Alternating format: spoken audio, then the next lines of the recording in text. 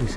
First of all, I want to say thank you to everybody for coming. I really appreciate it. I'm just honored and delighted to be here in the same room with you this afternoon.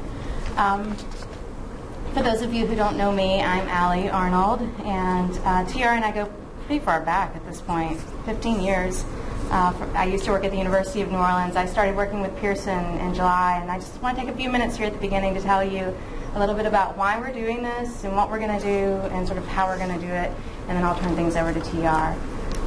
First of all, why we're doing this? Well, when I was working as the writing program director at the University of New Orleans, I really wanted to do something where I could get people across campuses to come together to talk about pedagogy, to talk about practice, to talk about what happens in the classroom, to talk about students.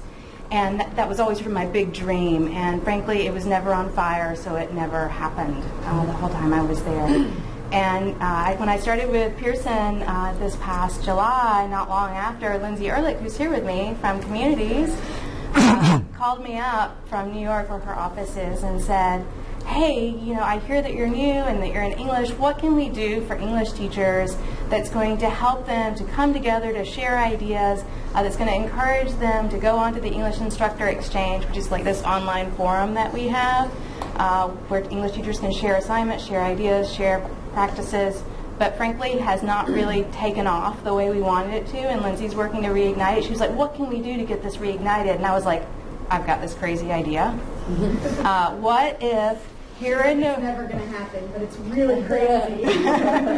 What if here in New Orleans we get together instructors from Tulane, from UNO, from Nichols, from Delgado, from all from Loyola, all these places in one place, and we all talk about the same article or the same essay, and we video it, and we take really good notes, and we upload that to the Instructor Exchange. And then maybe the people who were there will want to go on to the Instructor Exchange to look at how smart and cool they were in the discussion and want to say more about it. And then let's take that and let's send it to another group, say in Colorado, and let them talk about the same article or the same essay, or maybe talk about our notes or our ideas that we had here today. And then let's video that and let's take really good notes there, and then let's upload that to the Instructor Exchange. And then if that works, let's just keep going, and we'll form these little smart cells all over the country until we get maybe have some sort of mass, critical mass, and maybe we can say, all right, Pearson,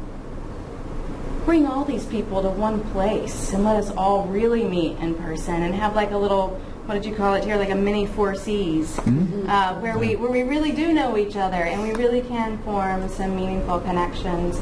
And Lindsay says, that's radical. Let's do it. And so you guys are our guinea pigs. This is the first one. It's the first time we've ever tried anything like this. We'll hope it works. And even if it doesn't, I think it's pretty wonderful that we have these people in the room today. I did invite people from all the campuses, Ellen being the rock star that she is from Nichols, who shows up to everything that happens is here. She never misses a 4Cs. How many years have you been straight, Ellen? The 4Cs? Yeah. About 30 years, I guess. Wow. Yeah, right? It's impressive, right? She's here. I did invite people from all the other universities. Some people said they were coming. I don't know where they are. Maybe they're going to show up late. The rain may have kept some people away. But I'm delighted that all of you are here. And I couldn't be more delighted about TR, being sort of really the linchpin here. Lindsay and I have done a little bit of work. We've run around. We've, bought some candy, shoved it in a bag, but TR really has taken, he's the one who's done the amount of labor to get this together, and we're just really grateful for him. And I'm especially grateful that he was so willing to share the excerpt of his upcoming book, The Other Side of Pedagogy, with us, free of charge and just out of the kindness of his heart, and to allow us sort of insight into it. He's going to take a few minutes. I think the way that this is going to flow is TR's going to take 15 minutes or so to tell us, I don't know what he's going to tell us. He'll tell us what he's going to tell us. Always something. And maybe we'll ask some questions in, or ideally we'll take a few minutes and do some fast writing, and we'll maybe make some notes about the ideas or issues that have occurred to us while he was talking, or maybe while we were reading the excerpt, because we all read the excerpt, right? Oh, impressive. And then we'll maybe as a group, for the sake of the video, identify one or two key points that we would like to discuss, time remaining, so that we can kind of chunk the discussion so that we can edit the video into nice little segments that people might actually want to watch online. Because you know how that is. You open up a video and you're like, 30 minutes?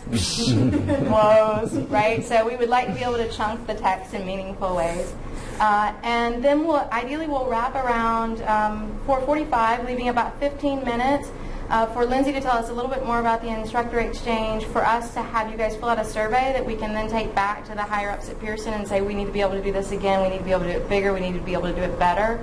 And then, of course, time for mingling as well, for you guys to talk with one another and get to know each other better. I gather from the makeup of the room that we have Tulane grad students who are in your Rec Comp class, and we also have Tulane instructors or postdocs.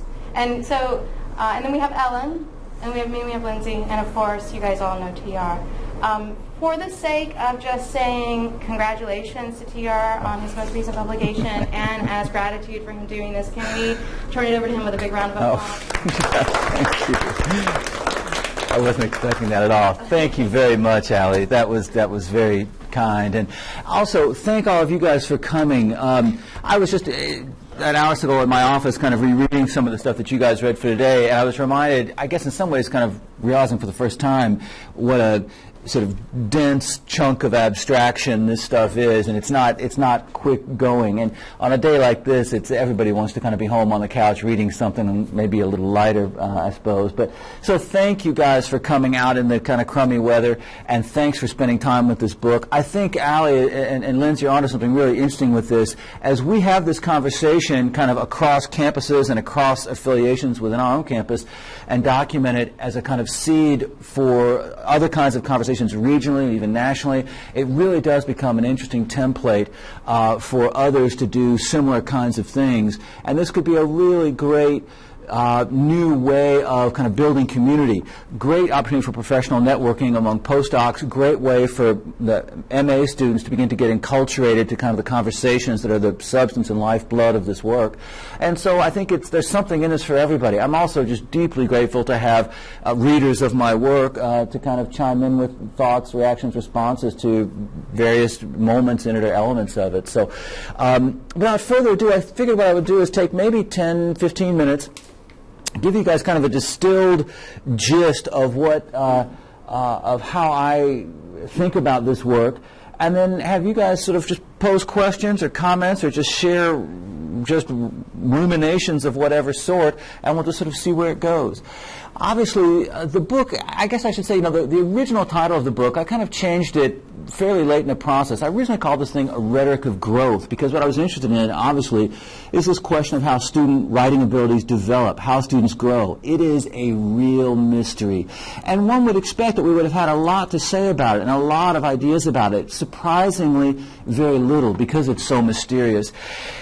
In some ways, I'm interested in the very practical question, you guys, of how do we distinguish between students who are just thrilling us with their work and students who are really kind of frustrating us with their work? What's the difference between those two, and how can we articulate that difference? What's happening when a student is changing, is going from the kind who is a little bit frustrating to the kind who is fairly thrilling? What is going on in those moments of real movement? Very mysterious process, and this is what I wanted to start to try to work with and kind of develop a vocabulary for, some templates, if you will, for talking about how students grow or how they don't grow. Okay? I feel like, you guys, it's kind of an urgent subject.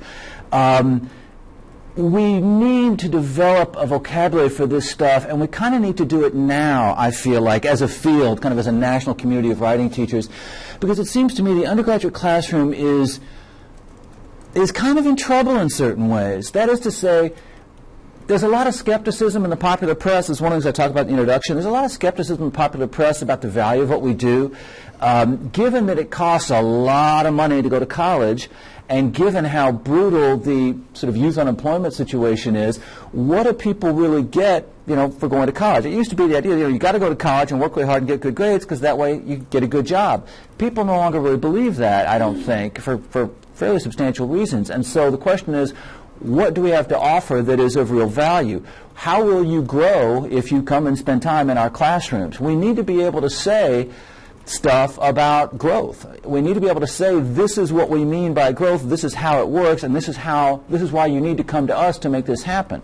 It would really behoove us to develop some fairly substantial thoughts on the subject. It seems to me, too, the broader context for this, you guys, is also kind of the information age. You know, a friend of mine back home, as you said, you know, YouTube, it's the university of the people, the university of the world, YouTube. Why would anyone spend money going to college, working on our schedule, if so much of what they can, you know, if they're a good Googler or a good YouTuber, they can figure out most anything they would want to know by just mouse clicking their way into the depths of whatever's out there. What happens in our classrooms that is particularly essential to their development, that we need to develop answers for that? It seems to me there's all kinds of other kind of tertiary ways, I suppose, that our classrooms are in trouble. There's a lot of stuff in the press about grade inflation, that nowadays everybody gets an A, and therefore what does any of this schoolwork really mean? There's a lot of talk, too, about student alienation, disaffection, depression. Guidance counselor, the counseling offices talk about how they're just overwhelmed with student demand for their services. Psychopharmacology is just booming, which would suggest that maybe it's not doing that great of a job if people keep needing, more and more people coming to it for more greater needs. For all kinds of reasons, we need answers about what goes on in our classrooms that is so useful to people and that will help them get from point A to point B as a human subject. And so that's what I began to try to figure out. That's what I've gotten really interested in. I want to kind of situate this question historically. What have we said about it over the span of the 20th century, or at least say since World War II, mid-century? What have we had to say about it? Is there stuff in there that we can really use in 2014, or how can it be modified? What's there? It seems to me what one discovers when one kind of burrows into the tradition is that we haven't had a lot to say about it, or the stuff that we have had to say is not especially useful. Very simply, you guys, in a few brushstrokes to sort of fill in this history, from about 1950 to about 1990, growth was understood essentially just as the increasing capacity for abstraction, the increasing capacity for generalization. And that's really all it was. To get more and more fluent in ideas, in abstraction and generalization, that's what our classrooms are supposed to do. And so we start out with fairly concrete stuff, like a personal narrative, and end them up at the end of the semester getting fluent doing something like theory, something kind of abstract and philosophical. That's the arc of human growth, that's the trajectory of human growth, and thus our curriculum should be designed to enable this increasing capacity for abstraction and generalization. The problem with that, you guys, it's all well and good. I don't dispute that. That's not wrong. I think that's great. That's certainly probably part of it. But it's certainly not the whole story either. The particular trouble I have with you guys is sort of where this body of ideas comes from. It's derived from studies of language acquisition and cognitive development in toddlers. The idea is that little children, as they acquire language and kind of become no longer toddlers but little people, that's what they're doing. And that we're just going to expand that same description of development that happens from, let's say, age 2 to age 8 and just graft that onto the college years. It strikes me as pretty sloppy. What happens with college students is not what happens with toddlers. It's a different thing. Although sometimes it may seem that maybe it's closer than we want to admit. I feel like that's kind of a fairly sloppy imposition of toddler development onto sort of late teenage development. Still more problematically, you guys, it seems to me that this view of what I'm calling toddler development grows out of philosophic work earlier in the 20th century from Henri Bergson in France, who was interested in evolution, how the human species developed. So think about how kind of clumsy these leaps are. A very rich philosophy of evolution, of how the human species developed, becomes the template for how toddlers acquire language and reasoning and cognitive abilities. And we say from there, okay, that's how we're going to understand what English 101 is about, or how the undergraduate curriculum is about. The evolution of the species to language acquisition in toddlers becomes our recipes for understanding the undergraduate curriculum. That strikes me as not altogether satisfying. We need to do better than that. Well, around 1990, guys, we did make a significant shift. The field changed its tune and added a very interesting element. And that's this notion that development basically means getting socialized into an academic community. That sounds a whole lot closer to what I think most of us imagine the undergraduate curriculum to be. It's not about the evolution of the human species, and it's not about language acquisition, really. It's more about discourse acquisition, if you will. It's about, becoming an English major means getting basically a kind of entry-level fluency in the particular folkways of literary scholars and literary thinkers and literary art. And that makes a bit more sense, it seems to me. Development means increasing membership in an academic community. Fair enough. Seems to me, though, you guys, the devil's in the details, right? That's very general. That is to say, what is our community really, such that we could say one is being initiated into it or not, or to thus and such degree? And what does it really mean to get initiated? What's the difference between getting kind of a relatively casual, lifelong interest in good books versus being an obsessive, intense, hardcore, committed, lifelong academic literary scholar? A world difference between those two people. And this model of development doesn't tell us much about what that distinction is. In other words, membership in the community is a very vague way to talk about development. Given what we're asking our students to do, the costs they're going to incur, what's at stake for them, we need to be able to say something a lot less vague than take our classes and thereby join our community. We need to be able to say why you would want to join our community, what you get when you join our community. What does it really mean to join our community? Does that mean you're going on to a tenure track thing and da-da-da-da-da-da-da? Or what exactly? It's just incredibly vague. And so what I set out to do, you guys, was kind of intervene in this tradition, set aside both those paradigms, and start to advocate for a new one. And that is to say, a psychoanalytic model. My precedent for this, you guys, is the feminists. It is impossible to overstate what the feminists contributed to this conversation in the early to mid-1980s. Very specifically, two works, Carol Gilligan in A Different Voice. It's a watershed moment, it seems to me, in this conversation. And then just a few years later, a book called Women's Ways of Knowing by Belinkie et al. There's about 5 authors on it. What both of those works do, they wanted to say that we've traditionally talked about development from a purely masculine perspective. Women develop differently. Here's how we think women develop differently, and these are very important differences.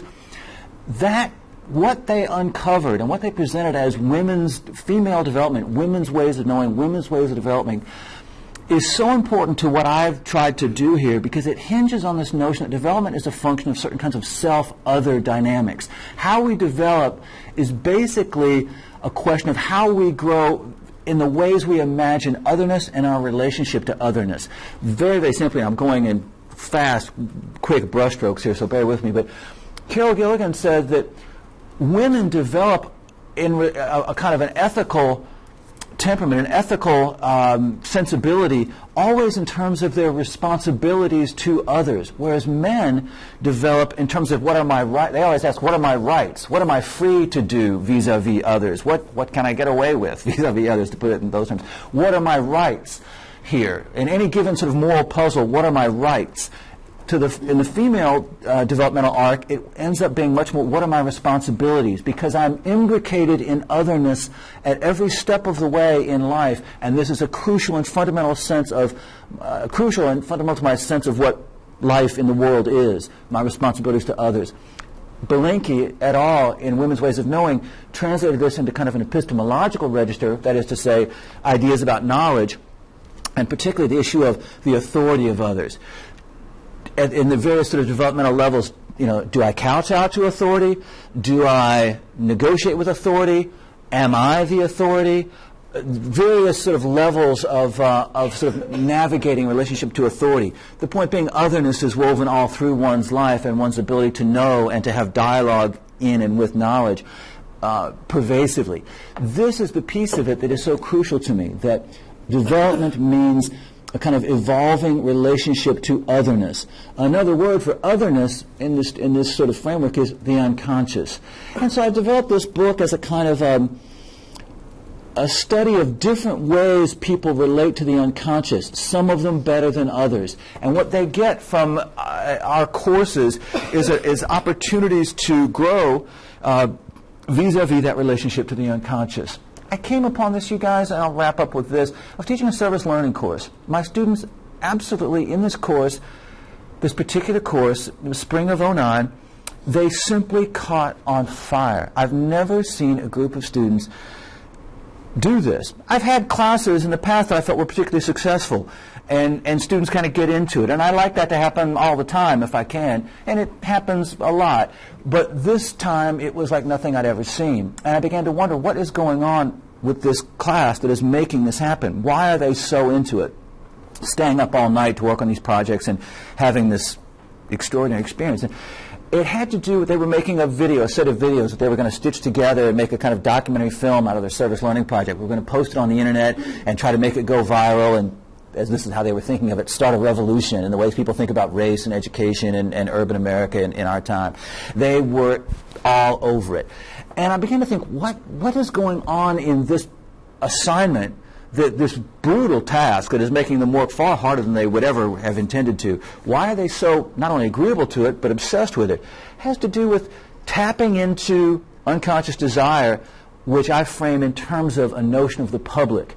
When we engage with the public, we engage with that which exceeds ourselves, and when we engage with that which exceeds ourselves, we're in the realm of desire. That is to say, the thing that sort of always overrides the ego.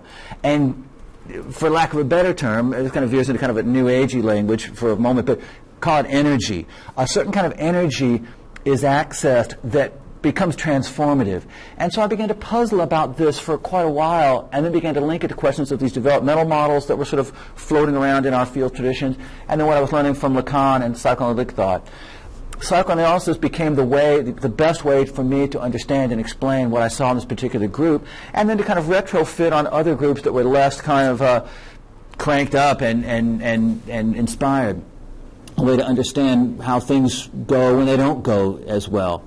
Psychoanalysis, you guys, I mean, it's a lifetime discipline in a sense, and people compare it, it's like a religion, it's like a philosophy, it's a worldview. Lacan, interestingly, said it's actually just a new chapter in the history of rhetoric. It's a study of language and how humans inhabit language and work with language, struggle with each other in language, and thus it's singularly, I think, well suited to our territory. Again, it doesn't lend itself to quick and easy trusty little recipes for how to make a class do better or not. It's not like that. But it's a set of frameworks for reflecting on how our conversations with our students are going so that we can kind of nudge them in more and more productive directions. More and more thoughtful, more and more energized, more and more engaged, more and more active in relationship to the public sphere would be how I would describe it.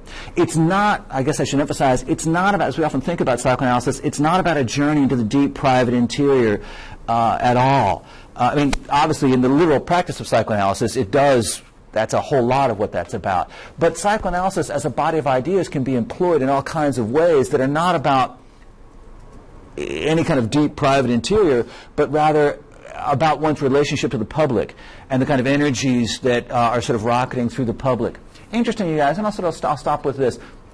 Lacan developed his theory of the four discourses in response to the uprisings of May '68 in Paris, where the students and the labor unions came together and shut down the government, shut down French society in Paris in this period for a time. A lot of questions about exactly how that happened and why it ultimately failed. After a couple of months, things started going back to something like normal. Lacan developed his theory of the four discourses largely in response to that extraordinary moment in the spring and early summer of '68. He wanted to explain what is the relationship between universities, governments, the forces of insurrection, and the discipline of psychoanalysis. He said these are the four fundamental dimensions of the human order: universities, governments, insurrection, and analysis. And what are their relationships? So he mapped out their relationships by way of sort of explaining this stuff. Singularly, therefore, appropriate to talking about our university work through this stuff.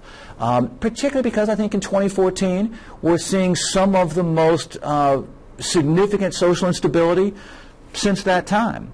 When I started this book, the Occupy movement was in the headlines, and it seemed to be getting a lot of traction. As I was ending this book, Ferguson was on fire for the second time in 4 months. And so it strikes me as there's some there's a universal difference between 2014 and 1968, but there's a point of contact too. And I hope that when Lacan unveiled his theory of the four discourses, he did it in a campus that was still sort of smoking from fires and rioting and vandalism. Chairs twisted up out of the floor and bent and crazy, and it was a very intense place. And there's something about our time. If you get stuck on Twitter at midnight following riots and so on, as I sometimes have been these last few months, there's an uncanny parallel that makes this set of ideas particularly appropriate to our time. This notion of being engaged with the public in the most concrete sense at our institution, service learning, but more broadly, posting papers on the internet to see what they mean and what they do in the world. This is, I think, the next step for composition, building this relationship to the public, because it's a relationship in certain ways to unconscious desire with all the fire and energy that comes with that, particularly in our time. So that's what the book is about. And again, thank you guys so much for spending time with it. It's dense and abstract, and you're busy, busy folks, so I really appreciate any kind of time you get to spend it. Why don't we take 5 minutes, I can catch my breath and drink some water, and scribble down whatever thoughts come into your head. Questions that have arisen as you were reading through this first chunk, or just thoughts that popped into your head as I was gassing on about it. Whatever you want. Let's take 5 minutes and scribble down whatever comes into your head, and then we'll open it up for conversation for a while. And then we'll break and just let people mingle and talk as wanted. I've set an alarm. Excellent, thanks.